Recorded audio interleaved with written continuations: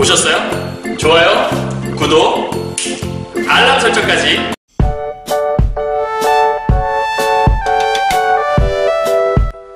안녕하세요. 경화여고 3학년 학생 여러분, 그리고 전국에서 2022 수능을 준비하시는 학생 여러분 만나서 반갑습니다. 선생님은 세계 최강 국어생 조인수 선생님입니다.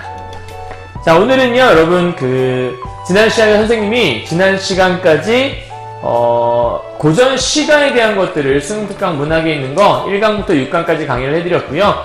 이제 요번 선생님이 근무하는 경화여고 이제 학생들은 고전 산문도 1강부터 6강까지가 시험 범위이기도 한데, 사실은 이제 앞에 1강과 2강은 설화에 대한 것들이 많아서요. 이제 그쪽은 여러분 혼자도 공부할 수 있는 부분들인 것 같은데, 이 3강 국순전부터는 혼자 공부하는 게 조금 어려울 수 있다. 왜냐하면 해석이 잘 안 되는 부분도 있기 때문에. 그래서 이 부분들에 대한 것들을 시작으로 해서 3강 국순전, 그 다음에 뭐 4강은 호질, 5강 같은 경우에는 대관제 목유록, 그 다음에 6강 같은 경우에는 매화전까지 해서 이제 3, 4, 5, 6강의 내용들을 좀 강의를 찍어보고자 하거든요. 그래서 오늘 그 첫째로 국순전, 특히 가전체 문학에 대한 것들을 설명을 좀 해드리고자 합니다. 자, 함께 따라오시면 좋을 것 같아요.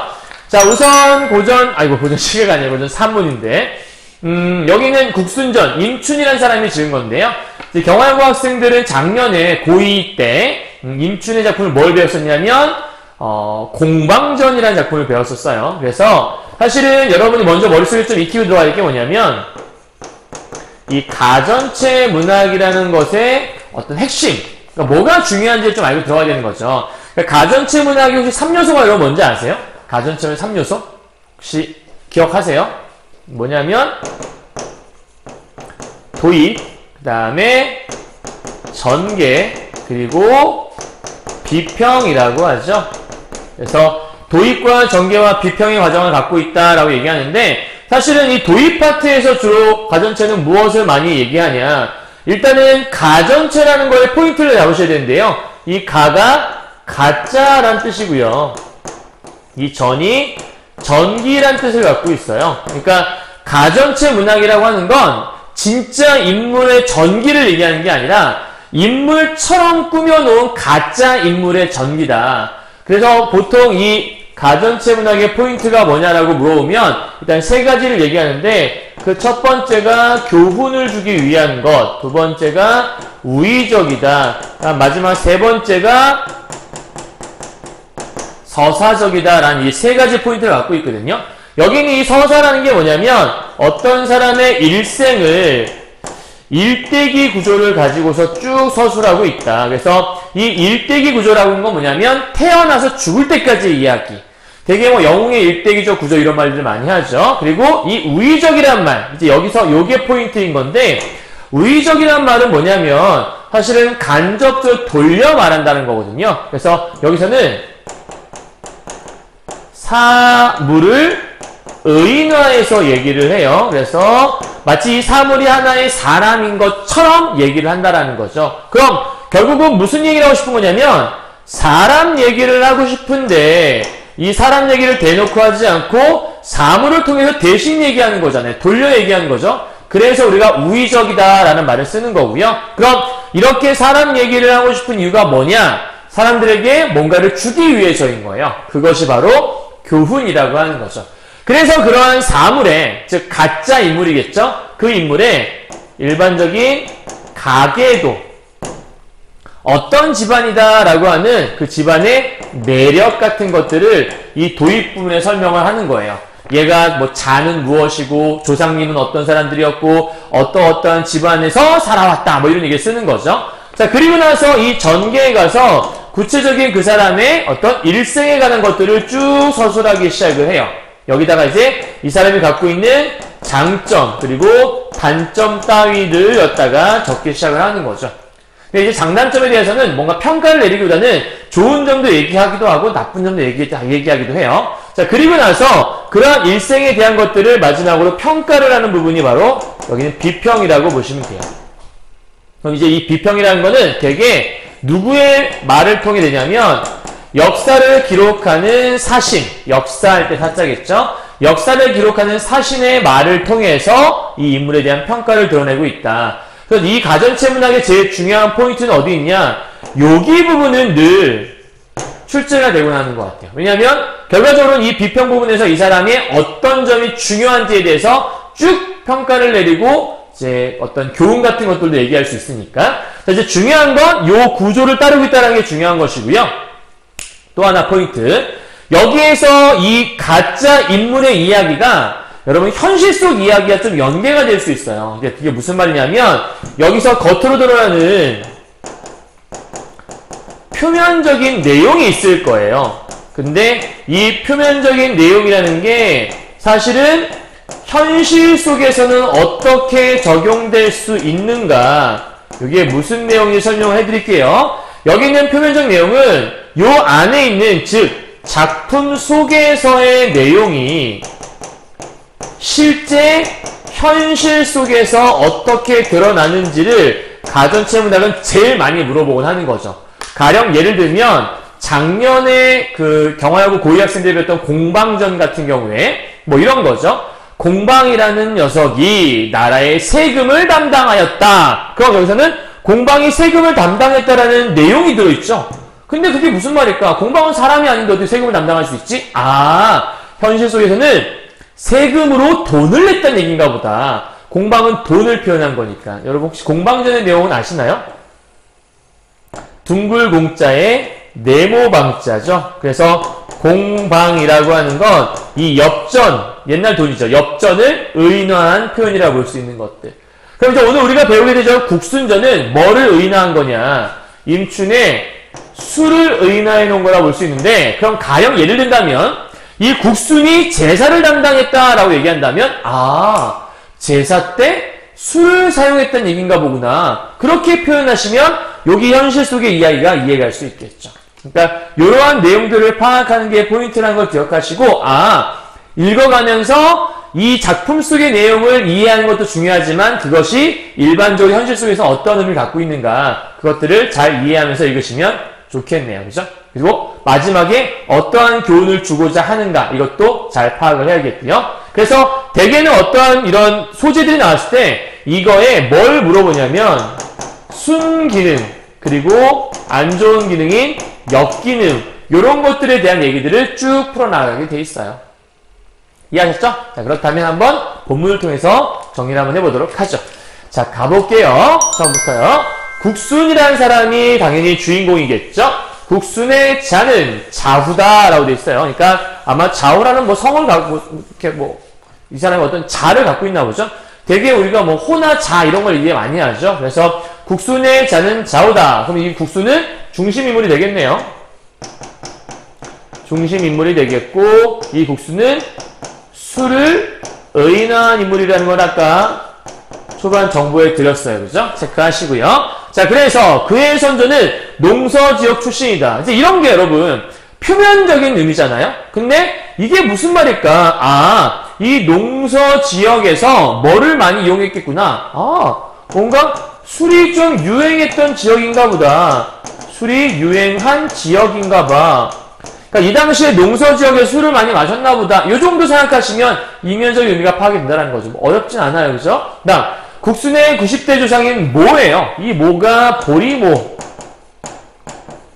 보리를 생각하면 돼요. 뭐 보통 맥주 같은 거 보리를 많이 만들죠. 그래서 이 보리모는 후직을 도와서 많은 사람들이 밥을 먹도록 했다라는 거예요. 후직이라는 것들은 직책을 얘기하는 건데, 이 어떠한 직책을 도와서 많은 사람들이 밥을 먹도록, 아, 이게 뭔 얘기야? 이 모가 밥을 먹도록 도와줬다는 얘기는 당시의 식량으로 보리가 사용되었나, 이거 이렇게 생각하면 되겠죠. 그러니까 이 당시 식량으로 보리를 사용했었나 보다. 이렇게 파악하시면 이게 무슨 내용인지 이해할 수 있다는 거죠. 그러니까 이 모가 밥을 먹도록 도와주었다. 근데 얘는 사람이 아니잖아요. 뭔가 도와줄 수 없으니까 말을 좀 뒤져보면, 아, 당시에 많은 사람들이 이 보리를 갖고 뭔가 식량으로 이용했나? 이렇게 파악하시면 이해할 수 있다는 얘기죠. 그래서 우리에게 밀과 보리를 주었구나 라고 한 구절은 이러한 사실을 말하는 것이다. 그럼 이러한 사실은 여기는 이 공로를 얘기하는 거라 볼 수 있겠죠. 자, 모는 처음엔 숨어서 벼슬하지 않고서 나는 반드시 농사를 지어 먹고 살 것이다 라고 얘기했어요. 그러니까 이 사람 같은 경우에는 그냥 기본적으로 벼슬에 관심이 없죠. 이로 뺄까요? 벼슬에 관심이 없어요. 그러니까 그 얘기는 우리가 벼슬 하는 느낌이 약간 뭔가 욕심, 뭔가 탐욕, 뭐 그런 것들 좀 많이 떠올리잖아요. 그러니까 벼슬에 관심이 없다는 얘기는 일종의 무욕의 삶을 살았다, 이렇게도 생각할 수 있겠죠. 정치에 대한 욕심을 갖지 않고 내 생활에 만족하고 살았다, 뭐 이런 것 같아요. 하면서 참 여기 이런 사실은 어쨌든 좋은 영향력을 얘기하는 거겠죠.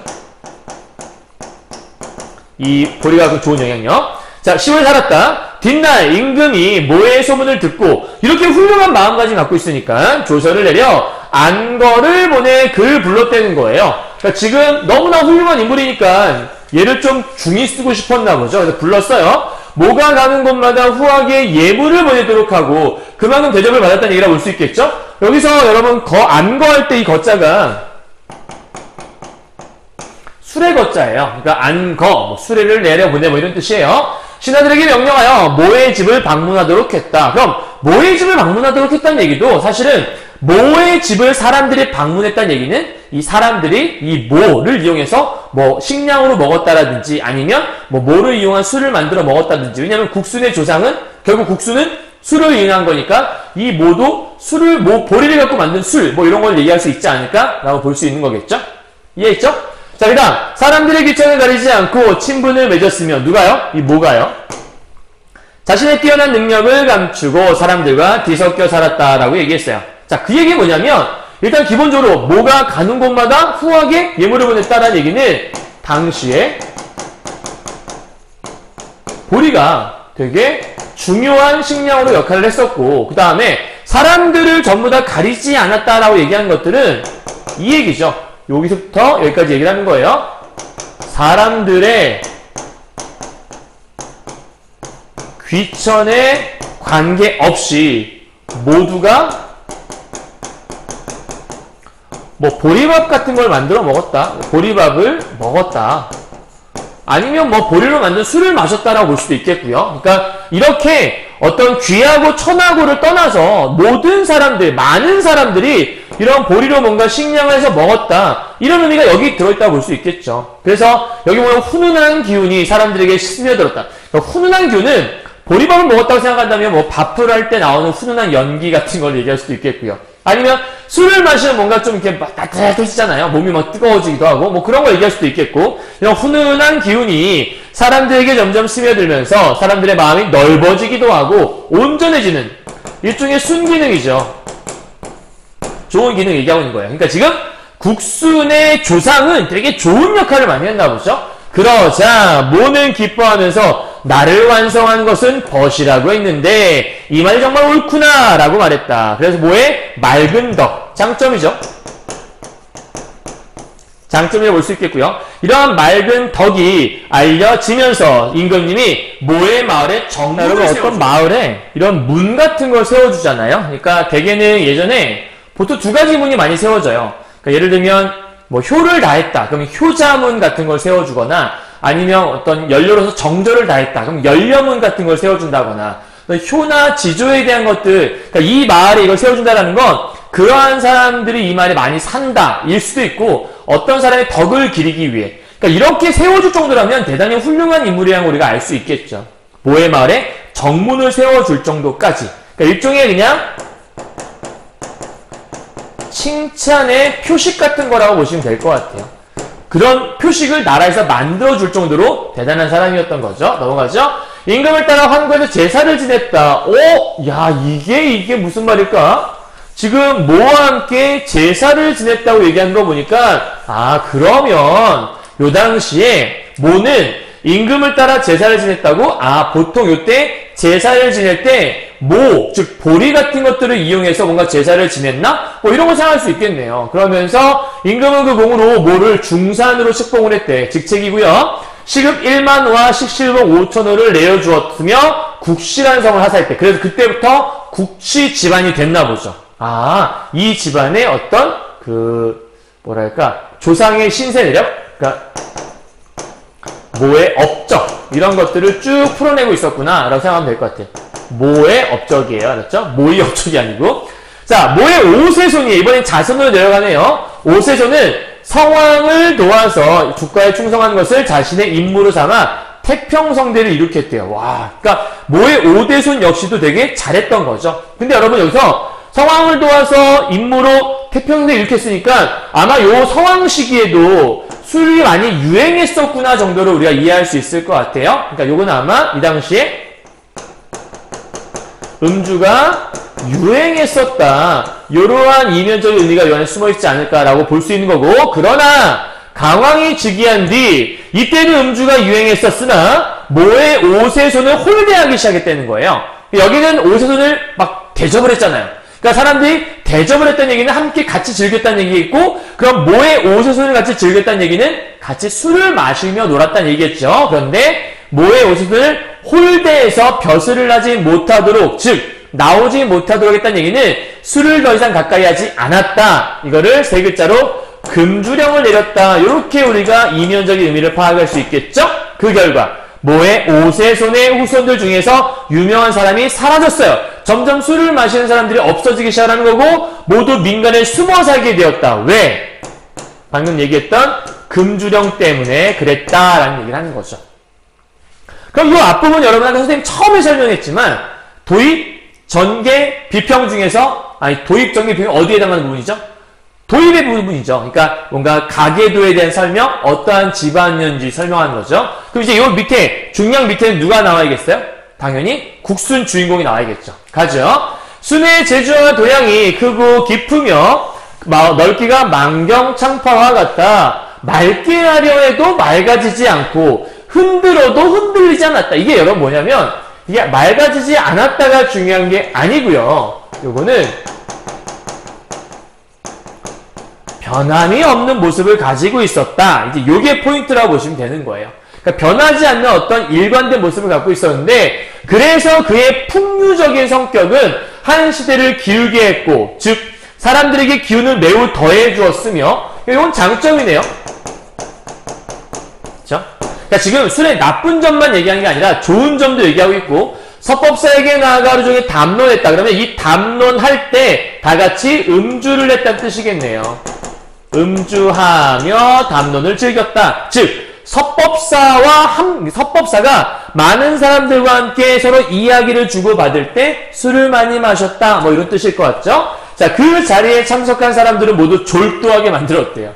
그러니까 술 먹고 다 과음을 했다 이거겠죠? 이 과음으로 인해 다들 만취해서 쓰러졌다. 그러니까 만취해서 한마디로 그냥 뭐라고 할까? 만취해서 쓰러졌다? 그냥 쓰러졌다 쓸까요? 만취해서 쓰러진 뭐 이러한 현실적인 모습을 이면적인 의미를 파악해 볼 수 있는 거겠죠. 재밌는 표현이죠. 그죠? 자, 순의 이름이 널리 알려지게 되니 사람들이 순을 국처사라. 이제 앞으로 국처사라 하면 다 순이에요. 공경대부, 신선, 방사로부터 머슴, 목동, 오랑캐, 외국인까지 순의 향기와 이름을 마신 사람은 모두 순을 사랑하게, 그러니까 사람은 모두 순을 선호하게 되었다는 얘기는 모두가 다 술을 마셨다. 뭐 이런 뜻이겠죠. 그죠? 그러니까 모두가 술을 좋아하던, 라이크하던 모습이라고 볼 수 있을 것 같아요. 그죠? 사람들이 매번 성대하게 모일 때마다 순이 가지 않으면 사람들 모두 근심을 했다는 거예요. 재밌는 표현이네요. 순이 가지 않으면 근심이 들었다는 얘기는 쉽게 말하면 술을 마시지 않으면 즐겁지 않았다. 뭐 이런 얘기라고 볼 수 있겠죠. 그러니까 여기서는 술이 없으면 즐겁지 않아. 이런 얘기라고 볼 수 있을 것 같네요.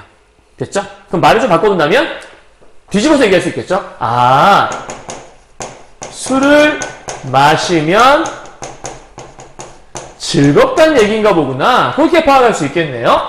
자, 태위 산도가, 자, 인물이 하나 나왔어요. 산도가 물건을 감식하는 능력이 있는 사람이었는데 일찍이 순을 보고 어떤 늙은 할미가 이렇게 훌륭한 아이를 낳았는가. 천하 사람들을 장차 잘못되게 한, 이게 약간 반전이네. 야, 누가 이렇게 훌륭한 아이를 낳았냐. 요 놈은 천하 사람들을 장차 잘못되게 할 사람이고 바로 이 아이가 틀림없다라고 얘기하네요. 자, 이 모습을 통해서 뭘 얘기하는 거냐면 얘가 앞으로 부정적인 역할을 할 거다. 그러니까 그러니까 이 술의 부정적인 기능을 쭉 부각시켜 얘기를 하고 있는 거죠. 근데 이제 중요한 건 뭐냐면 이게 지금의 일이 아니라 앞으로 일어날 일을 예언하고 있는 거고요. 근데 사실 특별한 근거는 없어요.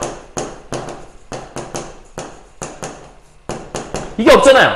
그러니까 가령 예를 들어서 이런 가전체문학 나올 때 늘 출제되는 것 중에 하나가 어떤 내용 확인, 사실 확인 문제인 건데, 가령 예를 들면 명확한 근거를 통해서 이 사람을 부정하고 있다라고 얘기하면 그건 아니겠죠. 왜냐하면 특별한 근거를 제시하진 않았으니까. 왜 그런지 모르겠어요. 그냥 그런가 봐요. 공부에서 순을 불러 청주종사, 밑에 뜻은 나와 있어요. 정말 좋은 술이라고 나와 있거든요. 그러니까 청주종사는 좋은 술이라는 거고, 이 좋은 술이 의미하는 거는 좋은 직책을 의미한다고 보시면 돼요. 이건 은명했으나 위가 막혔대요. 그러니까 이게 지금 단점인 거죠. 술을 마시면 위가 막히는 일이 벌어진다. 그래서 담당할 수 있는 것이 못 되었기에 평원동으로 강등을 시켜버렸다는 거예요. 요건 되게 나쁜 술, 거친 술이에요. 그래서 이거는 나쁜, 그러니까 좀 약간 낮은 직책? 이렇게 보시면 돼요. 그러니까 흔히 말할 때 이런 거죠, 여러분. 여긴 청주용사는 술을 마셨을 때 목 넘김이 좋다는 얘기를 많이 하거든요. 선생님은 술을 마시지 않아요. 그래서 선생님은 이 술이 어떤 느낌인지 정확히 모르겠는데, 선생님 친구들이나 주변의 분들이 술을 마실 때 마시면 목 넘김이 깔끔하고 좋다 이런 얘기를 많이 하시더라고요. 그러니까 부드럽게 넘어가는 거, 청주종사. 근데 얘 같은 경우에는 뭔가 좀 이렇게 걸리는 거죠. 뭔가 좀 이렇게 제대로 넘어가지 않고, 뭔가 마셨는데 좀 껄끄러움이 있는 거? 그래서 위가 막힌다라고도 설명하나 봐요. 그래서 우리가 보통 목 넘김이 좋은 술을 좋은 술이라고 많이 얘기를 하시는 것 같은데, 어쨌든 벼슬을 고쳤다. 순이 오래 있다가 한탄하기를 내가 닷대의 쌀 때문에 허리를 굽혀 시골의 어린아이에게 향하지 않을 것이며, 여러분 요거 아는 사람은 아는 얘기인데 사실은 여긴 요 디귿 부분 있잖아요. 요게 도연명이라는 중국의 유명한 시인의 일화거든요. 그래서 그 도연명의 일화가 뭐냐면, 그 하찮은 상관에게 내가 좀 이렇게 절을 할 수 없다라고 이제 생각을 한 거예요. 그래서 내가 귀거래사라는 어떤 시를 짓고서 벼슬에서 물러나는 모습을 보이거든요. 그러니까 이 도연명의 일화에서 여기 보시면 닷대의 쌀 때문에 허리를 굽혀 시골의 어린아이에게 향하지 않을 것이며, 그 얘기가 그런 거예요. 그러니까 내가 이런 짜잘한 일 때문에 내가 고개 숙일 거 아니? 천만에 뭐 이렇게 얘기하는 거죠. 그러니까 도연명 일화에서는 하찮은 상관에게 절하지 않을 거다. 요 얘기를 따와서 자기 역시 똑같은 얘기를 하고 있는 거예요. 그러면 내가 뭐 할 거냐면 마땅히 술단지와 도마 사이에 서서 담론할 뿐이다라고 얘기했는데, 이 도마는 뭐 예를 들면 음식 같은 걸 만드는 게 도마잖아요. 뚝뚝뚝뚝뚝 두들겨갖고. 그러니까 술단지와 뭐 도마에서 뭐 안주 같은 거 만들었겠죠. 그러면 술단지와 도마를 사이에 놓고 담론한다는 얘기는 뭐냐면, 일반적으로 술상이 있는 자리를 얘기하는 거고요. 이 술상이 있는 자리 중에서 특히 외교 석상 같은 자리를 생각한다 보시면 될 것 같아요. 흔히 말하는 이런 거죠. 사람들끼리 서로 얘기를 주고받을 때, 그러니까 우리가 보통 친구들끼리 모여서 술을 마실 때도 얘기하지만, 여기에서의 술단지와 도마라고 하는 것들은 이런 공식 석상에서, 그러니까 공식 석상에서 술상이 있는 자리에서 어떤 중대한 임무 같은 것들을 논하겠다라고 얘기하는 거니까, 이 말인즉슨 정치의 뜻이 있다라고 얘기를 하고 있는 거예요. 그러니까 이 의미는 공부를 하지 않으면 잘 모를 수밖에 없는 부분이기 때문에, 그래서 이 디귿 부분의 부분은 내가 하찮은 상관에게 내가 이런 짜잘한 일 따위에 내가 절할 수냐, 나는 이렇게 크게 될 사람인걸, 뭐 이렇게 생각을 하고 있다는 거예요. 그래서 밑에 보면은 그때 관상을 잘 보는 어떤 사람이, 넘어가죠. 순에게 그대는 붉은 기운이 얼굴에 있으니, 술 마시면 우리가 얼굴이 빨개지잖아요. 뒤에 반드시 귀하게 되어 천종록을 누릴 것이다. 그러니까 너 진짜 잘 될 거야 나중에. 그러니까 좀 기다려봐 라고 얘기하는 거겠죠. 마땅히 기다려 좋은 값에 팔라 라고 얘기하네요. 이건 역시도 마찬가지로 앞으로 있을 일들을 예언하는 거라고 볼 수 있겠죠. 그죠? 그래서 앞으로의 일을 암시하는 부분이구나 이렇게 생각하면 될 것 같아요. 아까는 부정적인 면모에 대한 것들 얘기했다면, 이번에는 좋은 일들에 대한 것들을 쭉 얘기하고 있는 거죠. 자, 조금 전에 이 부분은 여러분 아까 얘기했지만 도연명의 귀거래사라는 그 일화, 이것들을 차용해서 쓴 거라고 볼 수 있겠고, 술단지와 도마 사이에서 담론하겠다라는 거는 술상이 있는 자리, 이 술상이 있는 자리는 대개는 정치나 이런 것들을 논하는 자리, 정치판에 나아가겠다, 내가 큰 사람이 되고야 말겠어 라고 얘기한 것들 넘어와서 진나라 후주 때 좋은 집의 자식들을 주객 원해낭으로 임명을 했는데, 당시 임금이 순의 사람됨을 남다르게 여겨 장차 순을 크게 쓸 일이 있었대요. 그러니까 뭔가 크게 쓸 일이 있다는 얘기는 아까 얘기했던 여기죠. 아, 좋은 값에 팔 수 있는 그런 기회를 얘기하는 것 같아요. 요거였나봐요. 그리하여 금으로 사발을 덮어 순을 선발해 광록대부 예비경에 임명하고, 그러니까 뭐 금사발이나 술을 마셨나 보죠. 그 다음에 작을 올려 공으로 삼았다. 임금과 신하들이 회의를 할 때마다 임금이 반드시 순으로 하여금 그것을 짐작하도록 했다라는 얘기. 요거는 당연히 회의 때마다 뭘 마셨다? 회의 때마다 술 한 잔씩 했구나. 뭐 요런 이야기. 한 잔이 아닐 수도 있겠지만 어쨌든 술을 마셨다라고 볼 수 있겠고, 순이 나아가고 물러가고 응대하는 것이 조용의 뜻에 맞았다라고 얘기하네요. 그럼 뭔가 물러가고 하는 것들이 뜻에 맞았으니까 되게 좋아하는 모습이 있겠죠? 그래서 이 모습을 보자마자 임금이 경이 말하는 것은 모두 곱고 맑아 내 마음을 열어주고 내 마음을 풍부하게 해주는구려. 그러니까 쉽게 말하면 술을 마시면 마음이 열린다 뭐 이런 얘기 같죠? 지금 여기는 이 술의 순 기능, 쉽게 말하면 뭔가 분위기를 업시켜주는 그런 기능을 한다는 것 같아요. 그러니까 나쁜 점보다 그냥 좋은 점을 먼저 얘기했죠. 근데 순이 권력을 잡은 뒤 여기서부터가 문제예요. 어진 사람과 사귀고 손님을 접대하고 늙은 사람들에게 음식을 주었으며 귀신에게 제사를 지내고 종묘에 이 당시에 제사 때 뭘 사용했구나? 술을 사용했구나. 여기까지도 나쁜 건 아니네요. 문제가 아니었고 여기까지는 좋은 점이 계속 있었네. 근데 이제요, 임금이 저녁에 연회를 베풀면서 순과 궁인들만 참석하게 했대. 이게 뭔 얘기예요? 신하들은 못 들어오게 하고 이 궁인들과 함께 술만 마셨다라는 얘기죠. 순과 궁인들만 참석했지만 실제 사람은 궁인밖에 없잖아요. 그러니까 궁인들과 더불어 술을 마시기 시작했다. 누가요? 임금이요. 비록 가까운 신하라도 참석하지 못하게 했대요. 그러니까 술만 아꼈다는 얘기는 술만 마시면 방탕한 생활을 했다는 거 같죠? 임금이 주사에 빠지고 정치를 돌보지 않았다. 여기 나오네요. 임금이 방탕, 즉 이상하다 글씨가. 바로 임금이 타락하고 있는 모습이 있는 거죠. 그러니까 임금이 술에 빠져서 술독에 빠져하고 타락한 모습이 있다라고 얘기하는 거예요. 자, 그러자 순은 입을 닫고 말을 하지 않았어요. 여러분, 진짜 충신은 좋은 말을 해줘야 되는 거죠. 여기서 이 말이라고 하는 건 뭐냐면 한마디로 간언이라고 하거든요. 그러니까 임금에게 올바른 말을 하는 걸 간언한다고 해요. 근데 이 간언 따위를 하지 않았다는 거잖아. 그럼 이거는 충신의 모습은 아닌 거죠. 바로 간신배의 모습을 보고 있는 거네요. 그러니까 지금 불의한 모습을 보고 이거를 묵인하고 있는 거예요.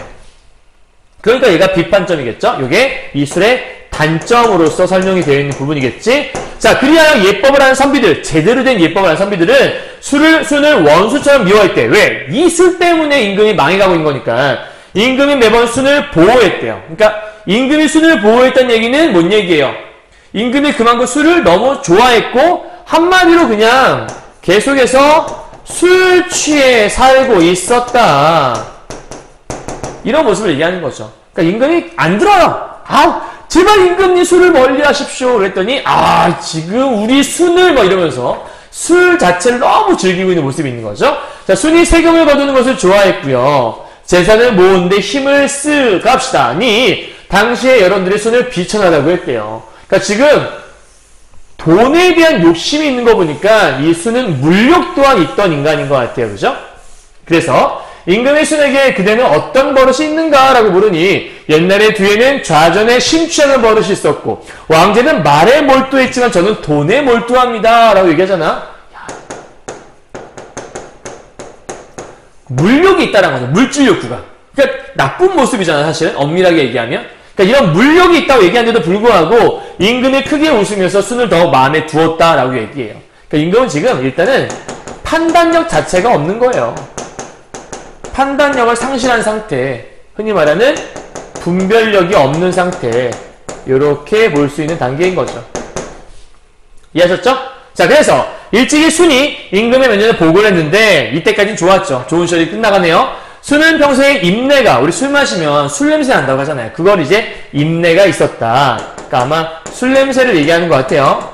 이게 쉽게 사라지지 않죠. 주변에 부모님들이나 여러분 친구 아시는 분들 중에 술을 마시면 그 다음날 얘기할 때마다 술 냄새 나는 경우가 있잖아요. 아마 그걸 얘기하는 것 같아요.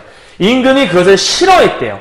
임금이 싫어했다는 얘기, 이제 임금이 술을 멀리하기 시작했다는 얘기겠죠. 자, 순에게 그대는 나이가 많고 기운이 고갈되어 나의 쓰임을 감당하지 못하겠다. 그러자 순은 관을 벗고 사죄하기를, 여러분 봐요. 이게 지금 임금이 얘를 쫓아내는 것 같잖아요. 근데 사실은 그 말을 듣고 순이 먼저 관을 벗어요. 그러니까 관을 벗었다는 얘기는 뭐냐면 벼슬을 그만둔다는 얘기죠. 벼슬을 그만두는 모습이 있는 거고, 제가 받은 관직을 사용하지 않으면 임금님을 속이게 될까 두렵습니다. 바라건대 제가 관직을 그만두고 집으로 돌아가도록 허락하셔서, 그럼 결국은 벼슬 자리에서 스스로 물러나는 모습을 보이죠. 그죠? 그리고 제가 만족한 상태에서 그만둘 수 있도록 해주십시오 라고 얘기하네요. 그러니까 처음의 모습에서는 임금이 완전 쫓아내서 난 나가기 싫고 집착하는 모습이 있는 것 같잖아요. 근데 그게 아니라 나가도록 하게라고 했더니 안 그래도 제가 나가야겠습니다. 제 발로 나가겠습니다 하고 스스로 물러나는 모습을 보이네요. 그죠? 그러나 밑에 임금이 좌우신하들에게 명령하여 순을 부축해서 나가도록 했다는 거예요. 그러니까 지금 부축해서 나가라고 했다는 얘기는 아마 술을 이제 멀리하기 시작했다. 그 정도로 파악하면 되겠죠. 순은 집으로 돌아온 뒤 갑자기 병이 생겨서 맙소사. 이유는 모르겠지만 갑자기 죽어요. 그러니까 이거 우리가 다른 말로 급사라고 하죠. 급작스러운 죽음을 맞이하게 되는 거예요. 자, 순은 아들은 없었고, 갑자기 급사하게 생각나는 게 여러분 저거 있잖아요. 월명사라는 스님이 지은 제망매가, 이 제망매가에서 누이가 갑자기 죽잖아요. 이른 죽음, 요절을 하죠. 그러니까 그런 거랑 좀 비슷한 사례인가? 라고 볼 수 있을 것 같고, 자, 순은 아들이 없었대요. 안타깝게도. 친척 동생인 청은 있었대요. 근데 얘가 당나라에서 변수했다는 얘기는 당나라에서도 이제 술을 좀 즐기기 시작했다. 관직이 내복몽에 이르렀고, 그리하여 그의 자손이 중국에 다시 번성했다. 다시 술이 유행하게 되었다. 이런 얘기라고 볼 수 있겠네요. 됐나요? 자, 여기까지는 지금 순에 대한 얘기가 쫙 써 있는 거예요. 선생님 여기서 끊어놓은 이유가 있겠죠? 이 다음은 바로 사신의 얘기가 나옵니다. 선생님 여기까지가 전개 부분인가요? 맞습니다. 여기까지가 전개 파트입니다. 그럼 이제 남은 부분은 비평 하나 남았겠네요. 사신은 다음과 같이 논평한다 라고 얘기하네요. 여러분, 사신의 역할, 이 사신은 역사를 기록하는 사람으로서 이제 순에 대한 평가를 내리거든요. 근데 사실 이 작품을 지은 이 작가가 순에 대해 평가를 내리고 싶지 않을까요? 그러니까 여기서 말한 이 사신 있잖아요. 사실은 작가의 대변자라고 볼 수 있는, 작가의 대리자라고 볼 수 있는 사람이 바로 사신인 거죠. 그러니까 이 사신의 생각 속에는 작가의 생각이 내포되어 있다. 이렇게 보시면 되는 거예요. 자, 국시의 선조는 백성들에게 공이 있었고 청렴 결백을 자손에게 남겼대. 그러니까 이건 좋은 점이죠. 장점이에요. 누가요? 선조가요. 아까 막 그랬잖아요. 첫 번째 주에 모두 그랬고 오대손도 그랬었고. 자, 예를 들어 창은 선조 얘기 나오네. 이 창은 주나라에서 아름다운 덕을 하늘에 이르도록 했고 할아버지의 풍도가 있었다. 그러니까 여기는 지금 장점에 대한 얘기를 쭉 설명하는 거예요. 그런데 수는 괄병의 지혜로 가난한 집에서 태어나 일찍 금그릇에 선거에 뽑혀 금그릇에 술을 담아 먹기 했다. 뭐 이런 거 봐봐죠. 술단지와 도마에 서서 담론, 이게 아까 어디에 나가겠다? 벼슬에 나아가겠다 이런 뜻이었잖아요. 정치권에 나아가서 임금에게 옳은 말을 하여 잘못을 바로잡고 잘못된 것을 폐지하도록 안 했다. 쉽게 말하면 이게 술의 단점이었으며 임금에게 간언을 하지 않았다. 그러니까 신하의 용무를 다하지 않았던 거죠. 그로 인해 왕실이 혼란해지고 엎어져도 붙잡지 못하여 마침내 천하의 웃음거리를 만들었다. 거원의 말이 정말 믿을만하구나 라고 해서 맨 마지막에 거원이라는 사람이 나와요. 근데 여러분 앞에서 우리 요 얘기 있었거든요. 앞쪽에 누가 얘기했냐면 여기 있다. A의 산도. 산도의 뜻을 보면 뭐라고 써있냐면 중국 진나라 땅의 학자 정치가 중림칠연중 한 사람으로 자는 거원이다 라고 써있어요.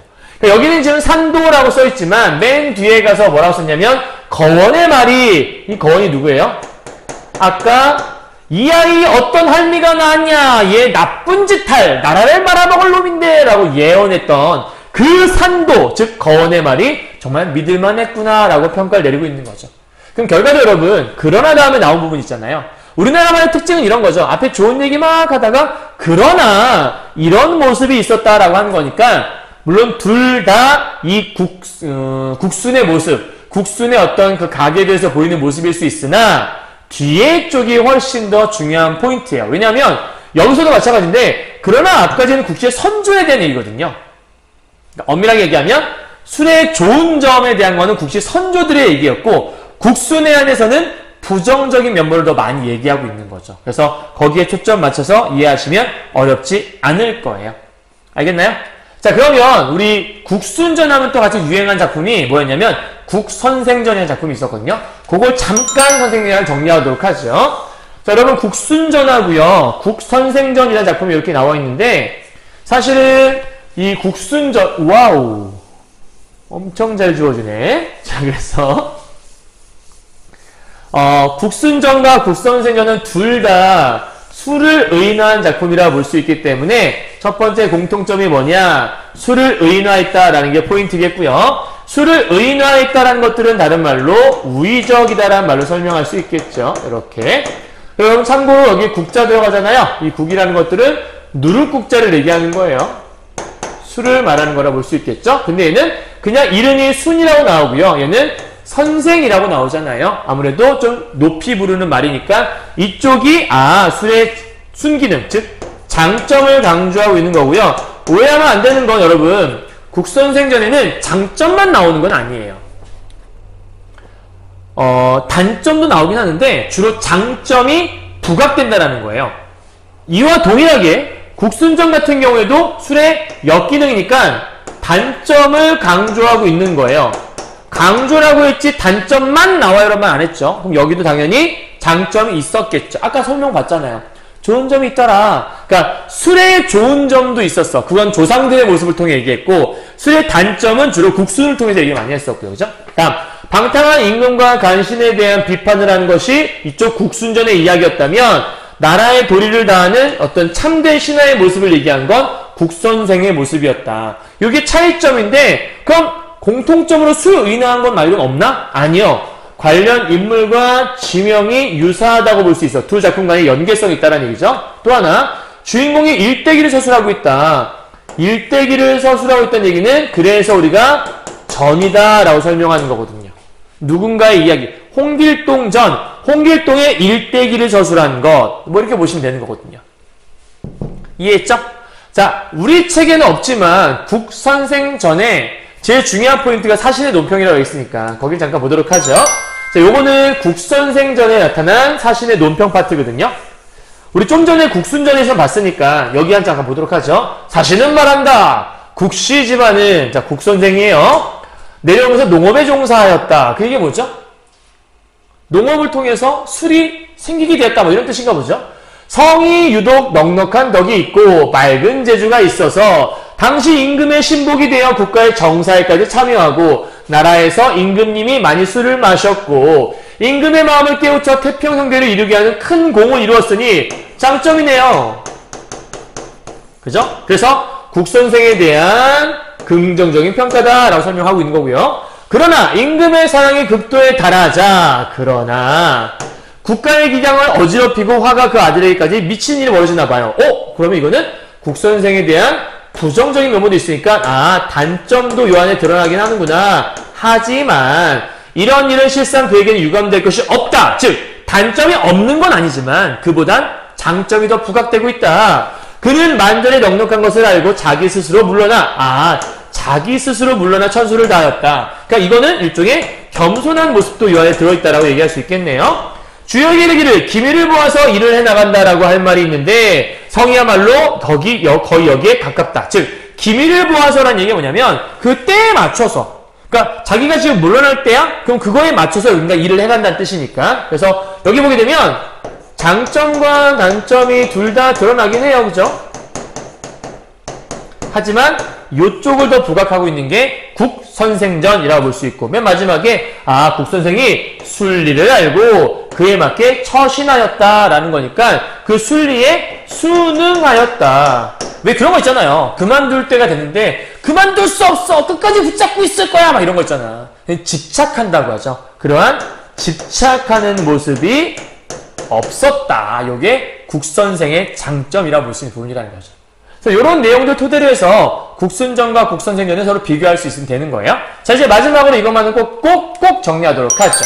자, 핵심 정리해요. 주제는요, 부패한 정치 현실에 대한 풍자와 비판을 가져오고 있다라고 볼 수 있겠고요.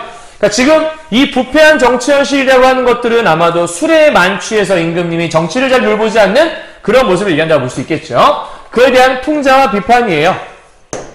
그러니까 이 풍자와 비판을 통해서 뭘 주고 싶은 거냐면 교훈을 주고 싶은 거였겠구나, 이렇게 볼 수 있겠죠. 다음 특징이요. 사물의 가계도 생애, 성품, 공과 이런 것들을 기록했다. 여러분 공과라는 건 뭐냐면 공적과